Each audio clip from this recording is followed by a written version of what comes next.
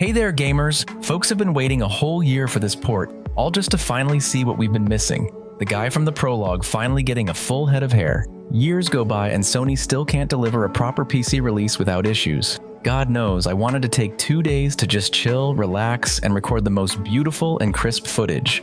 I even stocked up on chips for the occasion, even though my doctor told me not to. So I played Spider-Man 2 on PC, and I can't promise I'll be unbiased about it. Sony, please pay a bit more attention to porting, just a bit more than none at all, because this can't go on. But let's take it step by step.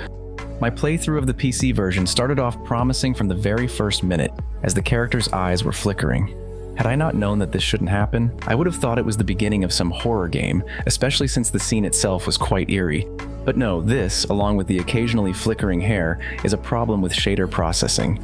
Nixes, who were responsible for the porting, had one simple task: just bring the game to PC without changing much. Honestly, Spidey on the PlayStation 5 is so graphically stunning that it's hard to find fault. Just look at the shots you can capture, even on the base model. In the PC version, Nixes only needed to enable play on ultra-wide screens, unlock the resolution and FPS, and increase the precision of ray tracing, ensuring all this runs smoothly on hardware equivalent to or more powerful than the base PlayStation 5. I played Spider-Man 2 on the PlayStation 5 on release day, and even then, the game was simply superb, running flawlessly. It didn't lag in any of the modes. The visuals were crisp. I personally encountered so few bugs that I could count them on one hand. There were no crashes at all. I decided to play on release day and went for the PC version. And what do I see? Bugs from the very first minute. In the first 5 hours, the game crashed more than 20 times. Imagine that, 20 crashes. The FPS is a total mess, but I'll get into that in more detail later. On top of that, the game looks way overexposed, no matter what settings I use. Ray tracing or no ray tracing, ultra or minimum, doesn't matter. The PC version is just brighter, and because of that, it looks uglier. And I'm not talking about just cranking up the brightness slider. I mean the way light fills the environment, how materials reflect and absorb light. On PC, there's just more light, but it looks worse compared to the PlayStation 5. Look at Peter in this scene. What the hell is this on PC? Sometimes it legit looks like the character has a black eye because the shadows are that bad. Or they just straight up look blue. In some areas, shadows are completely missing. How does that even happen? And the cherry on top, performance and stability? Forget about it. First, the game stutters at random moments. Second, the FPS jumps up and down like crazy. In just 5 seconds, it can swing by 20 to 30 frames in either direction. Third, even on GPUs that cost as much as an entire PlayStation 5 Pro, getting acceptable FPS is only possible through compromises. Stable FPS, impossible, unless you lock it really low, and even getting decent performance is a struggle, which is really strange because even on ultra settings with every single ray enabled, the difference from what we had on the PlayStation 5 is hard to spot. If anything, it's worse. And on the PlayStation 5, which costs less than just my graphics card alone, the game ran at a stable 30 FPS. Not only that, but it was in native 4K and had some pretty solid ray tracing. Speaking of ray tracing, it's a great example of what console optimization actually means. It's done manually and at a deeper level than what we're allowed to tweak in the PC version settings. For example, on the PlayStation 5, some shadows are lower quality, and certain ones are missing altogether, something you can't replicate with a single setting on PC. You can either turn everything on, turn it all off, or just downgrade everything at once. The only thing you can adjust is the distance at which ray tracing is applied. On the PlayStation 5, the frame rate of NPCs and reflections is lowered, but on PC there's no cap and you can't set one. Honestly, I wouldn't mind dropping the frame rate of all NPCs and reflections to around 20 or 25 FPS if it meant gaining an extra 2 frames per second. Reflected buildings on the PlayStation 5 are slightly worse. Just look at the A on Avengers Tower, it's really noticeable. But weirdly enough, in the PC version with ultra ray tracing, that same tower looks like it didn't even fully render for some reason. And the worst thing about the PlayStation 5 version when it comes to reflections? The trees. No buts here. PC wins in this area, though at the cost of a lot of FPS. So what's my point with all this about ray tracing and FPS? If you take a graphics card that costs as much as a PlayStation 5 Pro, set the resolution to 4K, and match the ray tracing and visual settings to what you get in quality mode on a regular PlayStation 5 Fat for $450, the FPS won't just be below 30, it'll be an absolute mess of instability. And if you lower the graphics even further than on PlayStation 5, the FPS will still be all over the place, rarely breaking past 50. Judging by Steam reviews, everyone is having issues, even those running more expensive rigs. The game stutters, freezes, crashes, pretty much everyone is dealing with this. Which is really weird, because the remaster of the first game and Miles run flawlessly on PC from day one. They perform great, even on really weak machines. And the funny part, those last two games were also ported by Nixes. Just like both Horizon games, Tsushima and Ratchet & Clank. Ready to lose your mind on an RTX 4090, one of the most powerful graphics cards in human history? This game at 4K with DLSS not even close to ultra settings with minimal ray tracing runs at 30 to 40 FPS? What kind of a slap in the face is this? There is no hardware on Earth right now that can run this game at its full potential, at 4K with at least 50 stable frames per second, even with DLSS. How? Just how? So what does this tell us? The game is horribly optimized for PC, lighting is broken, graphics settings eat up FPS for no damn reason. And when it comes to FPS, some might say, hey, come on, you've got an RTX 40 series card, just turn on DLSS and frame generation. I did, and yeah, FPS skyrockets to 100, sometimes even 120 in the open world. But no matter how you slice it, DLSS softens the image because it lowers the native resolution and then upscales it with AI, something you can't fully hide, even in quality mode.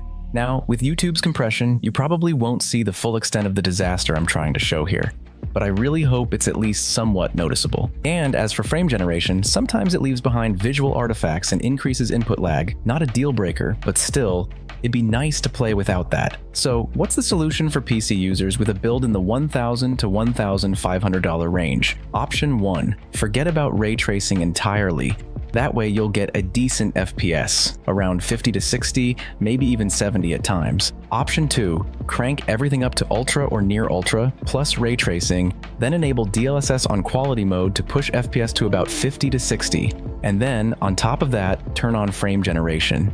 It'll fill in extra frames, nearly doubling the FPS to around 100. If you want to max out FPS, then just turn off ray tracing entirely, set DLSS and frame generation, and that's it. Right now, before any patches, if they even come, that's the only way to make Spider-Man 2 feel as smooth as possible. But it's really hard to accept these kinds of compromises when you've got a PC sitting at your feet that costs as much as 3 PlayStation 5 Slims, and when there's nothing in the game that justifies this kind of resource drain. There are no mind-blowing reflections here, just like there are no breathtaking textures. During the day, the visuals honestly look pretty bad. And get this, if you try to match the performance mode of a base PlayStation 5 on something like a 4070 Super, meaning no ray tracing at all and running at 2K resolution, you'll get around 60 FPS, exactly the same as in PS5's performance mode. But there's a catch. The PS5 version never drops frames. Meanwhile, a single 4070 Super costs more than an entire PlayStation 5. And let's not even talk about the GPU power difference between a 4070 Super and a PS5 GPU. It's night and day. Realistically, the PC version on a 4070 Super should be running at 140 FPS if set to the same graphical settings as the PS5 performance mode. The only logical explanation I can think of?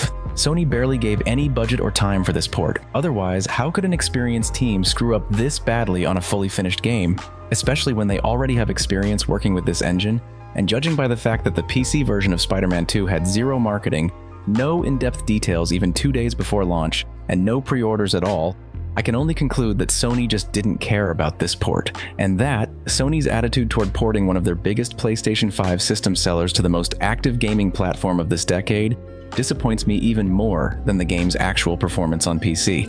Because these half-baked releases do 3 things. First, they tarnish Sony's games as a whole in the eyes of the PC gamers, especially those who aren't familiar with them. Second, they make PC gaming look like a worse and more expensive alternative to consoles. Console players see this mess, the angry reactions, the bug-filled screenshots, they laugh at PC gamers and feel relieved that they're not in the same boat. Third, they give Sony's executives who don't even play games and just sit in an office an excuse to abandon the PC market altogether, a market that's hugely profitable and massive in scale.